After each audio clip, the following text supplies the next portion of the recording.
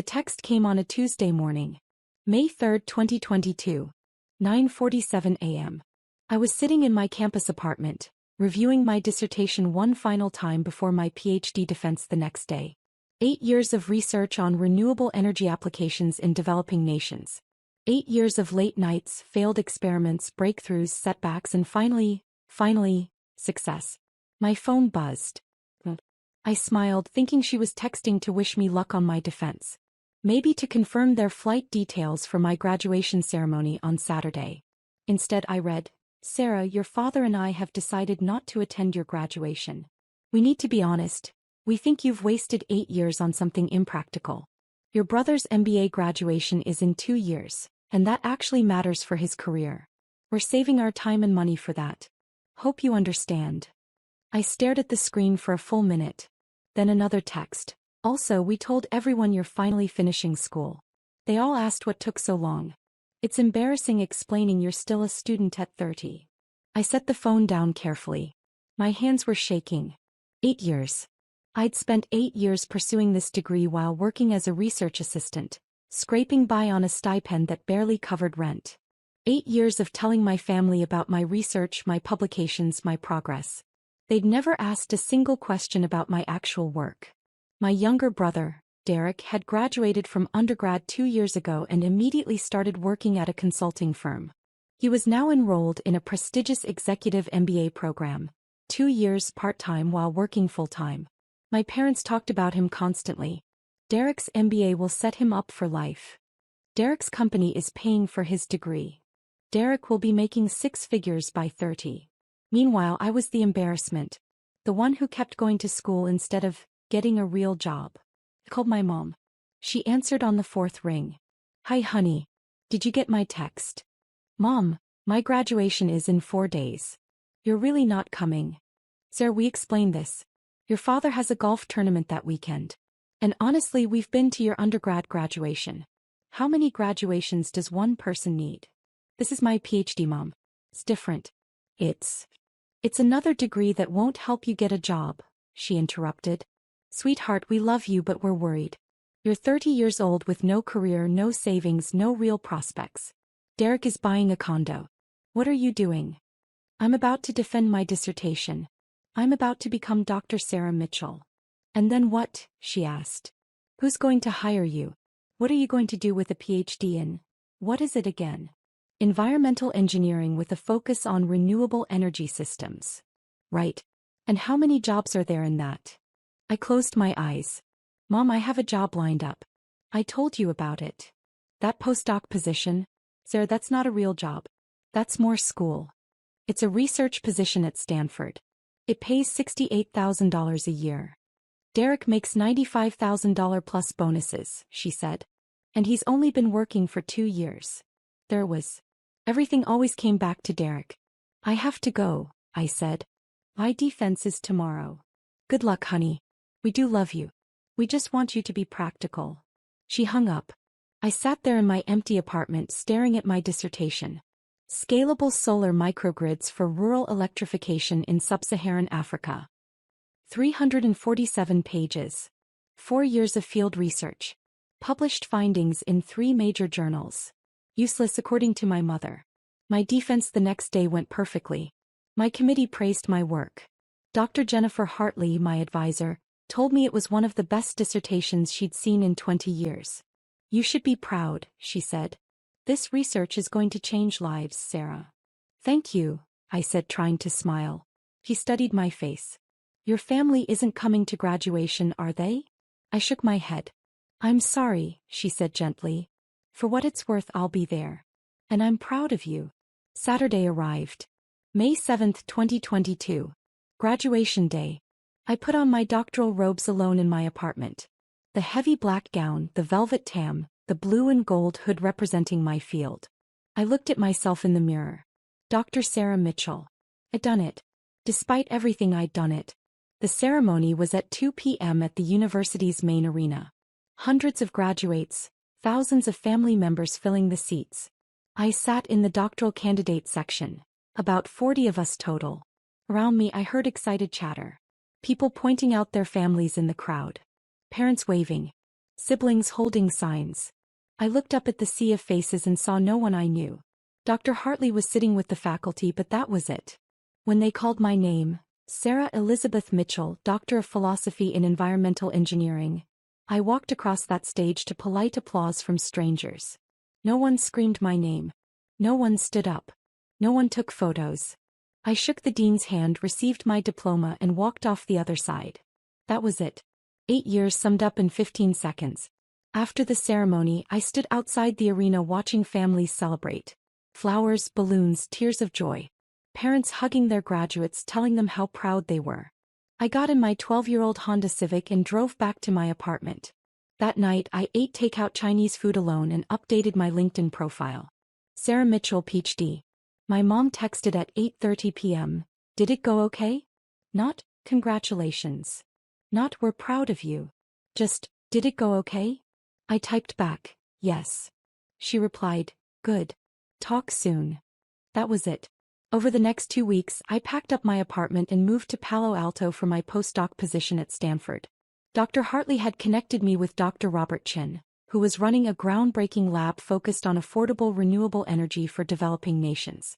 The work was exactly what I wanted: meaningful, innovative, challenging. I was developing solar microgrid systems that could be manufactured and installed cheaply in areas without reliable electricity. My parents called once during those first 3 months to tell me Derek had gotten promoted to senior consultant. He's really going places, my dad said. Making smart career moves.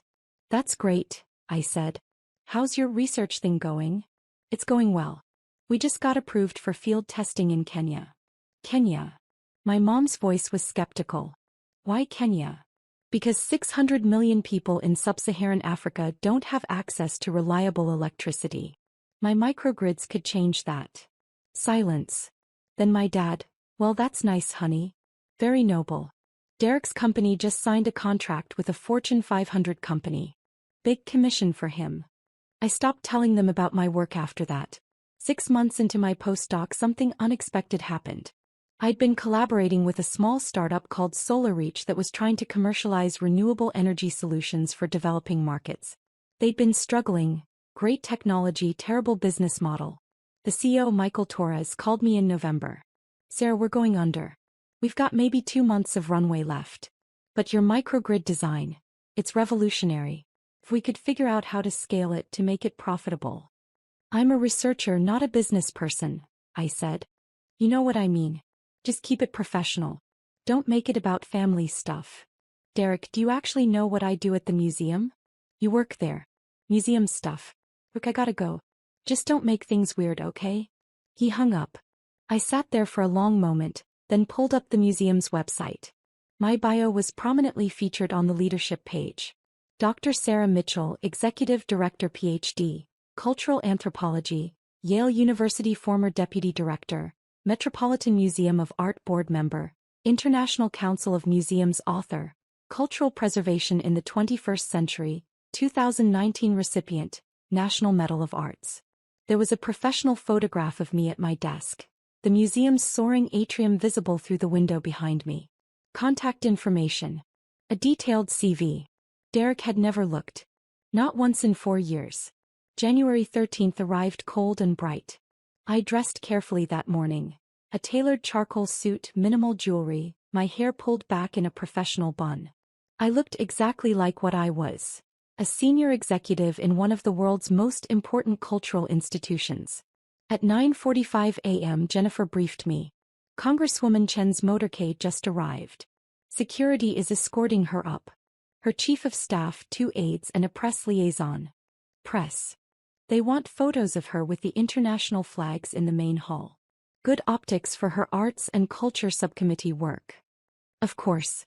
This was as much about her political profile as genuine interest in museums. At 9:58 a.m. my desk phone rang. Security. Dr. Mitchell, Congresswoman Chen's party is in the main lobby. Ready for you. I'll be right down. I took the elevator to the ground floor. The museum wasn't open to the public yet. We had an hour before the doors opened. The vast main hall was empty except for the security detail, Rebecca Chen and her staff. Rebecca looked polished and professional in a navy dress and blazer. She was speaking with her press liaison, gesturing toward the soaring architecture, clearly planning her photo angles. I approached quietly. Her chief of staff, a sharp-eyed man in his 40s, noticed me first. "Dr. Mitchell," he said, extending his hand. "Tom Bradford, Congresswoman Chen's chief of staff. Thank you for accommodating this tour." "Of course." I shook his hand, then turned to Rebecca. "Congresswoman Chen, welcome to the Smithsonian National Museum of Natural History. I'm Dr. Sarah Mitchell, Executive Director." Rebecca turned, her political smile in place. "Dr. Mitchell, thank you so much for—" She stopped. Her smile froze. Her eyes widened slightly. "Mitchell?" she said. "Sarah Mitchell?" "Yes." "As in, Derek's sister Sarah Mitchell?" "Yes." The silence that followed was profound. Tom Bradford looked confused. The aides exchanged glances. The press liaison kept her camera ready, uncertain whether to photograph this moment. I didn't realize. Rebecca's professional composure was cracking at the edges. "Derek said you worked at a museum. He didn't mention that I run it?" I finished gently. "No, he wouldn't have mentioned that. He doesn't actually know what I do here." Rebecca's face cycled through several expressions: embarrassment, confusion, realization.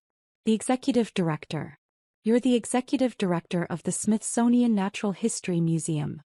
One of 19 Smithsonian museums, yes. This is my primary responsibility." Tom Bradford, to his credit, recovered quickly. "Congresswoman, shall we begin the tour? Dr. Mitchell has generously set aside 2 hours for us." "Yes," Rebecca said, but she was still staring at me. "Yes, of course." I led them through the museum, starting with the main exhibitions. I explained our mission: research, education, preservation of 145 million specimens and artifacts representing the natural and cultural history of our world. I showed them our research facilities, where hundreds of scientists conducted groundbreaking work in biology, geology, anthropology, and paleontology. Rebecca asked intelligent questions. She was clearly well briefed on cultural policy issues, and despite her evident discomfort, she engaged professionally with the material. In the ocean hall, standing beneath the model of the North Atlantic right whale, I explained our role in climate change research and public education. "We're not just a museum," I said. "We're a research institution. Our scientists publish over 600 peer-reviewed papers annually. We advise Congress on environmental policy, cultural preservation, and scientific research funding." "Congress," Rebecca repeated. "You advise Congress?" "Yes. I've testified before the House Appropriations Committee 3 times in the past 2 years. Most recently on the importance of funding for cultural diplomacy programs." Tom Bradford made a note on his tablet. "The Congresswoman chairs the subcommittee on arts and culture. I'm surprised your testimony didn't cross our desk." "It may have," I said. "I testified as Dr. Mitchell, Executive Director, not as Derek's sister." Rebecca flinched. We continued to the anthropology collections. I showed them artifacts from every continent, explained our repatriation programs for indigenous cultural objects, discussed the ethical complexities of museum collections built during colonial periods. "These are conversations the museum world is grappling with globally," I said. "Which is why the International Museum Directors Summit is so important. We need to coordinate our approaches to decolonization, climate change, digital access, and cultural preservation." "The summit," Rebecca said. "That's tomorrow night." "Yes. The opening reception is at the National Gallery, but we're hosting several working sessions here over the following 3 days. 50 directors from 32 countries. And you're coordinating this?" "I'm the host director, yes. I'll be giving opening remarks and moderating 2 of the panel discussions." We walked through the Butterfly Pavilion, the Hall of Fossils, the Human Origins exhibit. With each stop, I explained not just what visitors saw but the research behind it, the educational programming, the community outreach, the digital initiatives that brought our collections to millions of people worldwide. By the time we reached my office suite on the 3rd floor, Rebecca looked shell-shocked. "Would you like to see where the administrative work happens?" I asked. She nodded mutely. My office overlooked the National Mall. The walls were lined with books, anthropology texts, museum studies journals, cultural policy papers. My desk held neat stacks of reports, a framed photo of me receiving the National Medal of Arts from the president, and a small fossil ammonite my mentor had given me when I finished my PhD. "This is where you work," Rebecca said, more to herself than to me. Yes. Though I spend as much time in meetings, at donor events, testifying on the Hill, or visiting our research stations around the world. Tom Bradford was taking notes more frantically now. "Congresswoman, this would be an excellent partnership opportunity. Dr. Mitchell's work aligns perfectly with your subcommittee priorities." "Yes," Rebecca said faintly. "I can see that." Jennifer knocked and entered. "Dr. Mitchell, the secretary's office called. They need your input on the French delegation's request. Tell them I'll call back in 20 minutes. Also, the director of the Louvre would like to schedule a pre-summit call with you. This afternoon if possible." Dr. Mitchell has been named to Forbes 30 Under 30 list, received the UN's Sustainable Development Innovation Award, and has published groundbreaking research in renewable energy applications. She represents the very best of what a Stanford education can achieve, using business as a force for positive change in the world. My heart was pounding. Please join me in welcoming Dr. Sarah Mitchell. I walked onto that stage into blinding applause. The screens showed my face, my name, my credentials. I walked to the podium looking out at 427 graduates and thousands of family members. And there in section 114 row 22 I saw them. My mother standing up to applaud, frozen mid-clap. Her mouth open. Her face white. My father beside her, gripping the armrest of his seat. Staring. Derek in the graduate section on his feet with everyone else, his face a mixture of shock and something else. Pride maybe? My mother grabbed my father's arm, exactly like in my imagination. Her knuckles were white. I smiled and began my speech. "Thank you, Dean Morrison, for that incredibly generous introduction. And congratulations to the MBA class of 2026. You've worked incredibly hard to be here today and you should be proud." My voice was steady, strong. Nothing like the uncertain grad student who'd walked alone across a stage 4 years ago. 4 years ago I stood on a different Stanford stage receiving my PhD. It was the culmination of 8 years of research, thousands of hours of work and more failed experiments than I can count. I paused, looking directly at section 114. My parents didn't come to that graduation. They told me my PhD was impractical. A waste of time. They said my 8 years of education didn't matter because it wouldn't lead to a real career. The stadium was silent. They weren't entirely wrong. A PhD doesn't guarantee success. It doesn't guarantee wealth. It doesn't even guarantee you'll find a job in your field. I saw my mother's hand go to her mouth. But here's what my PhD did give me. It gave me the skills to solve complex problems. It taught me how to think critically, how to fail productively, how to persist when everyone says something is impossible. It gave me the foundation to build something meaningful. I clicked to my first slide. A photo of a village in Kenya, lit up at night by our microgrids. This is Kibera, a village outside Nairobi. 2 years ago this village had no electricity. Children studied by candlelight. The medical clinic couldn't refrigerate vaccines. Small businesses closed at sunset. Next slide. The same village transformed. This is Kibera today. Using technology one developed during my PhD research, we installed a solar microgrid that powers the entire village. Children can study after dark. The clinic saves lives with refrigerated medicine. Businesses thrive into the evening. Next slide. More villages. More transformed lives. SolarReach now powers 200,000 homes. That's roughly 1 million people whose lives have fundamentally changed because of impractical, academic research. I looked back at my parents. My mother was crying. My father's jaw was tight. I'm telling you this not to brag but to make a point. Success isn't just about salary or status. It's not about picking the safe path or doing what others expect. I clicked to a slide showing our company growth. Yes, SolarReach is valued at $420 million. Yes, we've raised over $100 million from investors. Yes, by conventional measures we're a successful company. Next slide, back to the villages. But that's not why I do this work. I do it because a child in Tanzania can now do her homework after sunset. Because a medical clinic in rural India can save lives. Because families across 6 continents have opportunities they never had before. I paused, gathering my thoughts. Many of you graduates will go on to impressive careers. High salaries, prestigious titles, corner offices. And that's wonderful. There's nothing wrong with success. I looked directly at Derek now. But I challenge you to also think about impact. About purpose. About using your Stanford education, your privilege, your skills, your opportunities, to make the world genuinely better. Derek was staring at me with an expression I couldn't read. Because here's the truth. The work that matters most is often the work that looks impractical at first. The research that goes nowhere for years before it breaks through. The startup that nearly dies 5 times before it succeeds. The path that makes your parents worry because it's not safe or conventional. My voice softened. Some of you have families here who don't fully understand what you've accomplished. Who measure success only in dollar signs. Who compare you to siblings or friends or neighbors. I saw my mother wipe her eyes. That's okay. You don't need their approval. You need your own conviction. You need to believe that the work you're doing matters even when no one else sees it yet. I clicked to my final slide. Our company mission statement. Power for people, purpose for profit. In closing, I want to say this. Your MBA gives you tools. What you build with those tools is up to you. You can build wealth. You can build status. You can build security. I smiled. Or you can build something that changes lives.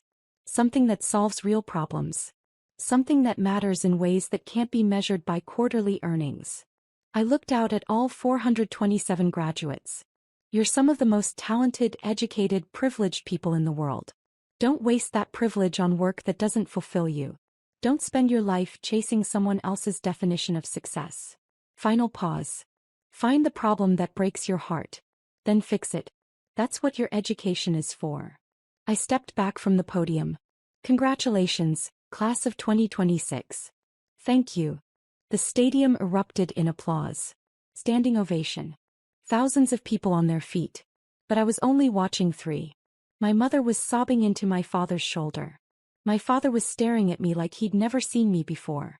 And Derek was clapping, his face split in a huge grin, shaking his head in amazement. I walked off the stage. Dean Morrison grabbed my hands backstage. That was extraordinary. Absolutely extraordinary. We've never had a response like that. Thank you, I said, but I barely heard her. My mind was racing. What happened now? Did I find my family in the crowd? Did I wait for them to find me? Did I leave? The ceremony continued. Degrees were conferred. Names were called. Derek walked across the stage. Derek Michael Mitchell, Master of Business Administration. And I felt a complicated mix of emotions. Pride because he'd worked hard for this. Sadness because our parents had never seen his achievements and mine as equally valid. Anger because even now I wasn't sure they understood what they'd done. After the ceremony ended, I stood in a side hallway, unsure what to do. Graduates and families poured past. Some people recognized me from my speech and stopped to shake my hand to thank me. Then I saw them. My mother pushing through the crowd, my father behind her, Derek trailing with his diploma. Sarah, my mother said, her voice breaking. She looked like she'd aged 10 years in 2 hours. Sarah, Not here, I said quietly. Too many people. I led them to a private room Dean Morrison had given me access to.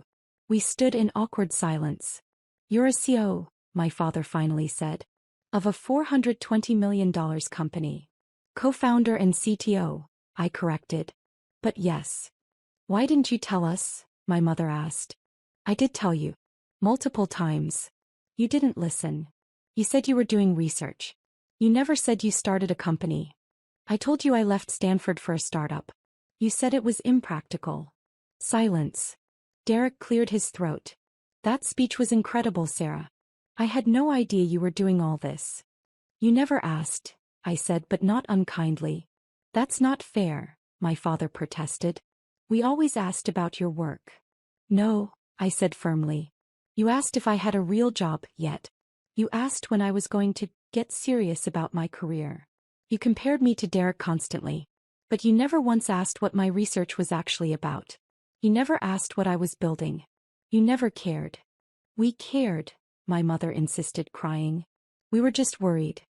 You were embarrassed, I interrupted. You were embarrassed that I spent 8 years on a PhD instead of getting a job. You were embarrassed that I didn't have a conventional career path. You were embarrassed to tell people about me. That's not true. Mom, you didn't come to my PhD graduation. You said it was a waste of time. You said Derek's MBA mattered more. She flinched like I'd slapped her. And now, I continued. Now that you know I'm successful by your standards? Now that I have money and recognition and status? Now I matter. You always mattered, my father said weakly. Then why wasn't I worth a single day? Derek's graduation was worth a week of your time. Mine wasn't worth a Saturday. No one spoke. Derek looked at our parents. She's right. You know she's right. Derek, my mother started. No, Mom. I've watched you treat Sarah differently my whole life. I knew it was happening. I didn't say anything. I should have. He turned to me. I'm sorry, Sarah. I should have stood up for you. That unexpected apology cracked something in my chest. It's not your fault, I said quietly. It kind of is. I benefited from it. I let it happen. My mother was fully crying now. Sarah, please. We made a terrible mistake. We were wrong. We were so wrong. About what? I asked. About me being unsuccessful? Or about how you treated me? She opened her mouth, then closed it. That's what I thought, I said. You're sorry I turned out to be successful. You're sorry you were wrong about me. But are you sorry for making me feel worthless? For comparing me to Derek for my entire life? For missing the single most important achievement of my life because you decided it didn't matter? My father stepped forward. Sarah, we love you. We've always loved you. Maybe, I said. But love isn't enough when it comes with conditions. When it depends on me meeting your definition of success. What do you want from us? My mother asked desperately. I thought about that. What did I want? An apology? I'd gotten that. An explanation? There wasn't one that would satisfy me. A promise to change? Words were easy. I don't know, I admitted. I honestly don't know. We stood there 5 feet apart, an ocean of hurt between us. I have to go, I said finally. I have a dinner with Dean Morrison and some faculty. Can we talk later? My father asked. Can we try? I looked at them. My parents who'd shaped my childhood, my self-worth, my relationship with success. Who taught me that achievement mattered more than character. That status mattered more than substance. Who'd missed my PhD graduation and broken something in me that might never fully heal. But they were still my parents. Maybe, I said. Someday. But not today. I left them there and went to my dinner. Over the following weeks, my parents tried to reconnect. Phone calls, emails, a handwritten letter from my mother that was 12 pages long. Derek and I started talking more. Real conversations, not surface-level updates. He admitted that he'd always felt the pressure of being the golden child, that he'd chosen his career partly because it was what they wanted. I'm thinking about making a change, he told me 2 months after graduation. Maybe doing something more meaningful than consulting. Like what? I don't know yet. But your speech got me thinking. About impact. About purpose. That's great, Derek. Maybe we could grab coffee sometime? Talk about it. We did. Once a month, then twice. Slowly rebuilding a relationship that had been stunted by our parents' favoritism. As for Mom and Dad, I kept them at arm's length for a long time. The hurt was too fresh, too deep. But on Christmas, 8 months after Derek's graduation, I agreed to have dinner with them. It was awkward. Painful. Full of long silences and careful words. But it was a start. My mother showed me a scrapbook she'd made. Articles about SolarReach. My Forbes 30 under 30 profile. Photos from speaking engagements. I've been following everything, she said quietly. I know I'm late. I know I missed so much. But I'm paying attention now. It wasn't enough. Not nearly enough. But maybe, eventually, it could be something. A year after Derek's graduation, SolarReach hit a major milestone. We'd powered our millionth home. 1 million homes. 5 million people with access to reliable electricity who'd never had it before. Michael and I stood in our office, looking at the map showing all our installations spread across 47 countries. We did it, he said. We did, I agreed. My phone buzzed. A text from my mother. Saw the news about the millionth home. Sarah, I am so incredibly proud of you. Not because of the number or the success, but because you're changing people's lives. You were right. Your PhD wasn't useless. It was the foundation for something extraordinary. I'm sorry it took me so long to see it. I stared at the text for a long time. Then I typed back, "Thank you, Mom." It wasn't forgiveness. Not completely. But it was acknowledgement. Progress. That night I went home to my apartment and pulled out my PhD diploma. I'd kept it in a drawer for 4 years, too painful to display. Now I hung it on my wall. Dr. Sarah Mitchell, Doctor of Philosophy in Environmental Engineering. Not useless. Never useless. The foundation for everything I'd built. Everything I'd become. I thought about that lonely graduation day. Sitting in the arena watching families celebrate while I sat alone. Walking across the stage to silence. It had hurt so much. But it had also taught me something crucial. My worth didn't depend on anyone's approval. Not my parents, not society's, not even my own family's. My worth came from the work itself. From the problems I solved. From the lives I changed. From the villages lit up at night because of research my parents called impractical. From the children studying after sunset because of technology they said was useless. From the impact I made in the world because I'd refused to let their judgment define me. I'd walked across that stage alone 4 years ago. But I'd walked across Stanford's stage last May as Dr. Sarah Mitchell, CEO of a company changing the world. And that made all the difference.